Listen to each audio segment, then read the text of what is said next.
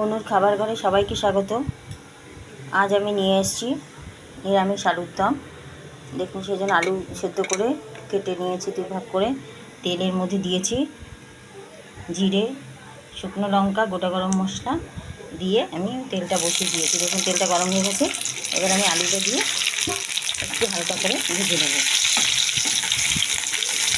কাশ্মীরি আলুর দমের মধ্যে করছি আমি। বলতে পারেন কাশ্মীরি আলুর দম, হলুদ নামিয়ে মাত্র, দেবো না ভাবছি। তো যাই হোক, একটু না দিলে ভালো লাগবে না। এই আলুটা ভেজে নিয়ে আমি টমেটো, কাঁচা লঙ্কা, এই যে মোটা লঙ্কা 2টো কেটে নিয়েছি, আর 4 মগজ আর বাদাম, কাঁচা লঙ্কা বেটে নেব, আর চিনি দেবো, ঘি দেবো, গরম মশলা দেবো। ব্যাস, এই হলো আজকে। আর লাল করার জন্য একটু কাশ্মীরি লঙ্কা দিয়ে দেবো, গরম মশলা, কাশ্মীরি লঙ্কা এসব দিয়ে আমি আজকে এই কাশ্মীরি আলুর দমটা রেডি করব। আলুটা ভাজা হতে থাকুক, আমরা যতক্ষণে ওটা পেস্ট করে নিচ্ছি মশলাটা। আদা দেবো একটু। দেখুন বন্ধুরা, আমি আলুটা ভেজে তুলে নিয়ে আর এই 4 মগজ আর পেস্ট করে রেখেছি, আদা, কাঁচা লঙ্কা, এবার দিয়ে দিয়েছি তেলের মধ্যে। এই তেলে টমেটো দিয়ে দিয়েছি। টমেটোটা একটু গলা গলা হয়ে যাবে, একে একে আমি সব মশলা অ্যাড করব। একটু নুন দিলাম,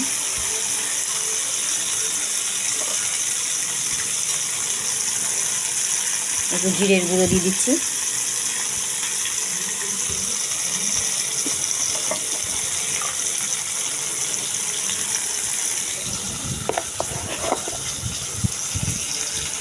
চিনি দিয়ে দিচ্ছি, দিয়ে দেবো একটুখানি কাশ্মীরি মির্চ, অল্প করে কাশ্মীরি মির্চ দিয়ে দিচ্ছি, আর দিয়ে দেবো এই পেস্ট, মশলার পেস্টটা দিয়ে দিচ্ছি, দিয়ে আমি কষিয়ে নেব।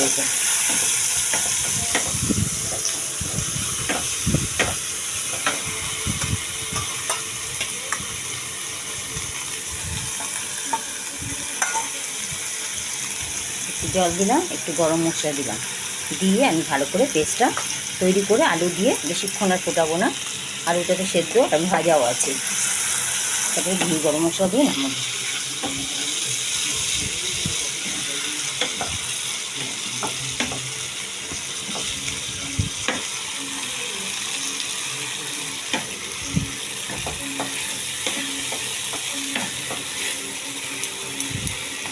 দেখুন, টমেটোগুলো পুরো গলে গেছে, মশলাটাও আমার অনেকটা ভাজা ভাজা হয়ে গেছে, তেল ছাড়তে লেগেছে। দেখুন, তেল ছাড়তে লেগেছে। এবার আমি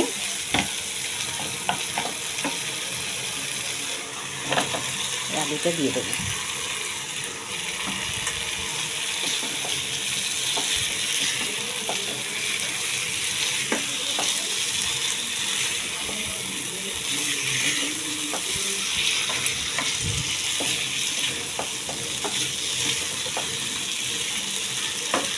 আজকে রাইস করেছি, রাইস আর আলুর দম খাওয়া হবে। দেখুন, রাইস বানিয়ে নিয়েছি। বেশি জল দেবো না, একটু মাখামাখাই করব।